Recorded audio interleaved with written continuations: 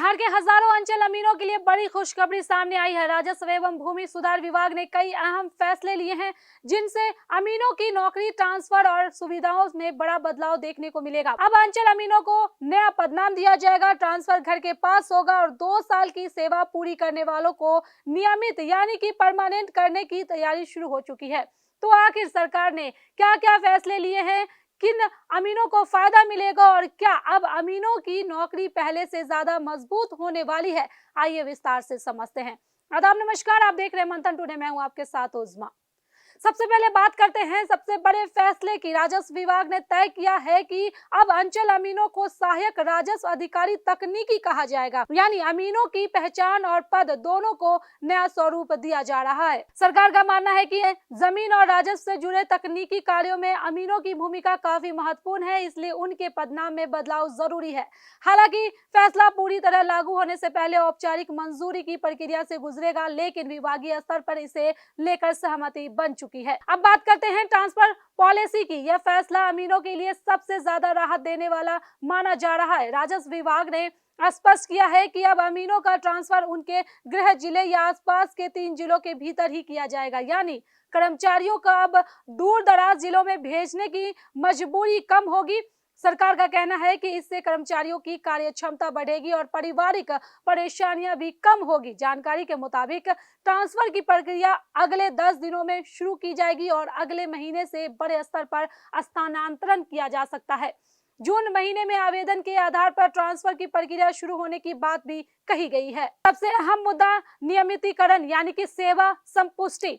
सरकार ने संकेत दिया है कि जिन अंचल अमीनों की लगातार सेवा अवधि 2 साल या उससे अधिक हो चुकी है, उन्हें नियमित किया जाएगा, लेकिन इसके लिए एक शर्त रखी गई है। अमीनों को बिहार लोक प्रशासन एवं ग्रामीण विकास संस्थान यानी बिपार द्वारा आयोजित सक्षमता परीक्षा पास करनी होगी। यह परीक्षा कंप्यूटर दक्षता और कार्य क्षमता से जुड़ी होगी। सरकार का कहना है कि यह प्रक्रिया आसान रखी जाएगी ताकि योग्य कर्मचारियों को अस्थायी किया जा सके। जैसे ही कोई अमीन यह परीक्षा पास करेगा, बिहार अमीन संवर्ग नियमावली 2025 के तहत संबंधित जिला अधिकारी यानी कि डीएम उसकी सेवा संपुष्ट करेंगे। इस फैसले से हजारों संविदा या अस्थायी अमीनों को बड़ा लाभ मिलने की उम्मीद है।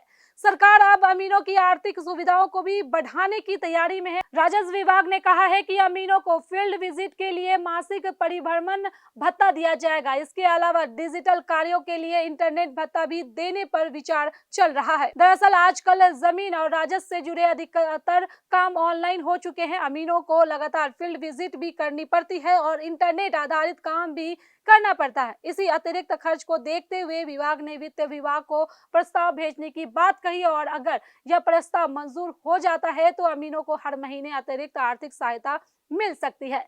सरकार का कहना है कि इन सभी फैसलों का मकसद जमीन से जुड़े मामलों का समय पर समाधान करना है। राजस्व विभाग मानता है कि अगर कर्मचारियों का कामकाजी माहौल बेहतर होगा तो जनता की समस्याओं का निपटारा भी तेजी से होगा। हालांकि विभाग ने यह भी साफ किया है कि काम में लापरवाही करने वालों पर कार्रवाई होगी। सचिव ने कहा है कि जो कर्मचारी काम नहीं करेंगे उन्हें पेनलेस इंजेक्शन दिया जाएगा, यानी बिना विवाद के कार्रवाई कर उन्हें सिस्टम से बाहर किया जा सकता है। इस बयान के बाद विभाग में अनुशासन को लेकर भी चर्चा तेज हो गई है। इस बीच प्रशासनिक स्तर पर भी कुछ बड़े बदलाव हुए हैं। भारतीय प्रशासनिक सेवा के अधिकारी और अपर मुख्य निर्वाचन अधिकारी प्रशांत को राजस्व एवं भूमि सुधार विभाग में संयुक्त सचिव का अतिरिक्त प्रभार दिया गया है।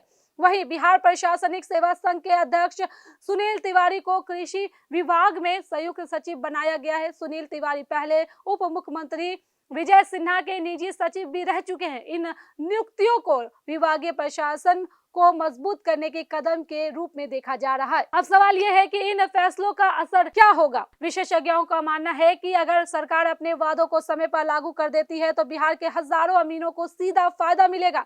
नियमित नौकरी मिलने से कर्मचारियों में सुरक्षा की भावना बढ़ेगी, घर के पास पोस्टिंग मिलने से मानसिक दबाव कम होगा और भत्ते मिलने से आर्थिक राहत भी मिलेगी। इसके साथ ही जमीन मापी, दाखिल खारिज और भूमि विवादों के निपटारे में भी तेजी आने की उम्मीद जताई जा रही है। फिलहाल सभी की नजर इस बात पर है कि सरकार इन फैसलों को जमीन पर कब तक लागू करती है, क्योंकि विभाग की ओर से आधिकारिक पत्र जारी होने के बाद अब अमीनों की उम्मीदें काफी बढ़ चुकी है। बिहार सरकार के इस फैसले पर आपकी क्या राय है? क्या अमीनों को अस्थायी करने और घर के पास ट्रांसफर देने का फैसला सही है? अपने राय हमें कमेंट बॉक्स में जरूर बताइए। वीडियो पसंद आया हो तो लाइक और शेयर करें और ऐसे ही बिहार और देश की बड़ी खबरों के लिए चैनल को सब्सक्राइब करना ना भूलें। बहुत बहुत शुक्रिया।